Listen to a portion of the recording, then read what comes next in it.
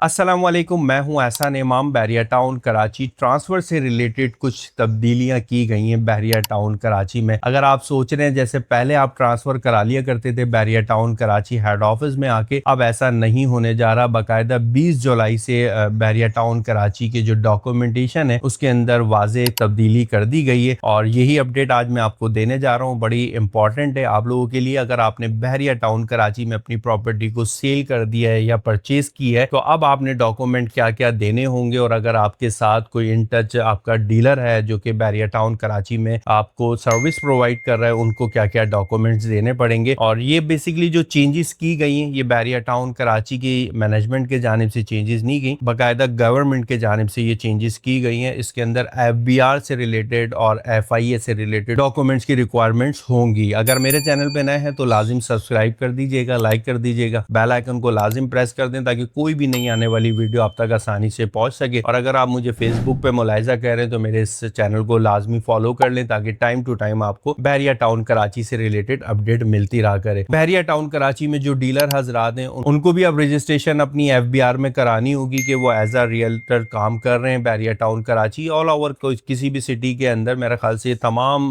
जितने भी real estate sector है वहां पर ये डॉक्यूमेंट्स मैं समझता हूँ कि अब हर डीलर को चाहिए होगा। DNF BP करके ये एक सर्टिफिकेट है जो कि आपको FBR में जाके रजिस्टर्ड कराना होगा अपने आप को। बेसिकली इस सर्टिफिकेट का जो मतलब है वो designated non financial business and professions के हवाले से, और इससे पहले भी ये सर्टिफिकेट बनते रहे जो कि गोल्ड का काम करते हैं या स्टोन्स का काम करते हैं या रियल्टर हैं या डेवलपर हैं या बिल्डर हैं, तो वो FBR में अपने आप को रजिस्टर्ड कराते हैं और रजिस्टर्ड कराने के बाद एक सर्टिफिकेट उनसे ले लेते हैं कि हम एज अ रियल्टर जो है प्रॉपर्टी का काम करते हैं, सेल परचेज। ये डॉक्यूमेंट तो एक बड़ा अहम डॉक्यूमेंट है और मेरा ख्याल से करवा लेना चाहिए। इसके अंदर अगर कोई डर और कोई खौफ नहीं है आप लोगों को, ये सर्टिफिकेट आपको सेव भी करेगा क्योंकि आप ऑलरेडी FBR में अगर फाइलर हैं और एंटीन आपका बना हुआ है और टैक्स से रिलेटेड आपके मामलात हो रहे होते हैं तो मेरे ख्याल से ये बनाना सर्टिफिकेट आपके लिए इशू होना नहीं चाहिए। तो अब ये डॉक्यूमेंट जो है बड़ा अहम डॉक्यूमेंट है जो कि eight the time of NDC, जिस टाइम पे हमारा ट्रांसफर से पहले जो हम डॉक्यूमेंटेशन कंप्लीट कर रहे होते हैं तो NDC अप्लाई करने के टाइम पे ये डॉक्यूमेंट आपको साथ अटैच करके देना होगा। और फिर उसके 3-4 दिन बाद जब वो NDC आ जाती है तो फिर एक ट्रांसफर प्रोसेस होता है।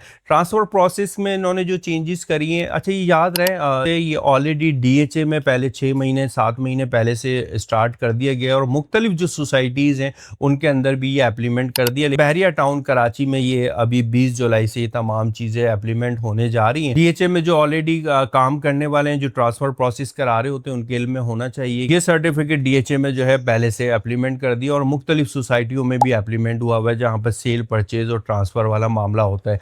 इसके साथ ही फिर KYC करके एक फॉर्म है जो कि आपको कलेक्ट करना होगा बिल्कुल हेड ऑफिस काउंटर पे at the time of transfer. Buyer and seller दोनों मौजूद होंगे और अब वो जो KYC फॉर्म है जो कि आप मेरी स्क्रीन पर मुलाहिजा कर रहे हैं ये बेसिकली परचेजर से रिलेटेड है। इस फॉर्म के अंदर जो है डिटेल में आपको अपनी इंफॉर्मेशन देनी होगी कि आपकी सोर्स ऑफ इनकम क्या है, आप फाइलर हैं, नॉन फाइलर हैं, आपने ये पेमेंट कहाँ से लेके आए, ये रेविडेंस आपके पास कहाँ से आया, आप ओवरसीज से आया है या आप यहीं पर ही सैलरी पर्सन है या क्या है, वॉट एवर। इसके अंदर डिक्लेरेशन फॉर्म है बेसिकली जो कि आपने उनको फिलअप करके eight the time of transfer देना है और इसके अंदर बताना है मोड ऑफ पेमेंट क्या है, आप किस तरीके से अपनी पेमेंट कर रहे हैं। और जब आप ट्रांसफर ले रहे होंगे तो इस फॉर्म को आपने डिटेल में फिल करना है, फिल करने के बाद साइन करना है और साइन करने के बाद फिर आपने इसको सबमिट कराना है। और NIC वेरिफिकेशन के लिए कि मीन्स कि आप एलिजिबल है भी या नहीं है, तो वो एक वेरिफिकेशन के हवाले से भी कुछ लिंक दिया हुआ है, तो वो वहां से वेबसाइट से आप अपने NIC को वेरीफाई कर लें और वेरीफाई करने के बाद वो भी साथ में अटैच कर दें कि भाई ये मेरी वाइट मनी है या ब्लैक मनी है। आसान लफ्जों में मैं आपको बता दूं तो ये एक घेरा बनाया गया है और ये बेसिकली उन चीजों को रोकने के लिए बनाया गया है जो कि मनी लॉन्ड्रिंग में बहुत ज्यादा हमें सुनने को मिल रही थी कि भाई कुछ पैसा ऐसा है जो कि पाकिस्तान से बाहर जा रहा है या बाहर से कुछ ऐसा पैसा आ रहा है जो कि हमारे लिए बिल्कुल मुनासिब नहीं है, उसकी रोकथाम के लिए ये तमाम डॉक्यूमेंटेशन का प्रोसेस रखा गया है। तो अगर आप बहरिया टाउन कराची में 2-4-5 दिनों में ट्रांसफर के लिए आ रहे हैं तो ये डॉक्यूमेंटेशन आपके जहन में होनी चाहिए ताकि आपको कोई प्रॉब्लम बहरिया हेड ऑफिस में ना आए। फर्दर इन्फॉर्मेशन के लिए इंशाल्लाह मैं फिर हाजिर हूँ किसी एक नए मैसेज के साथ। इजाजत चाहता हूँ। अस्सलाम वालेकुम।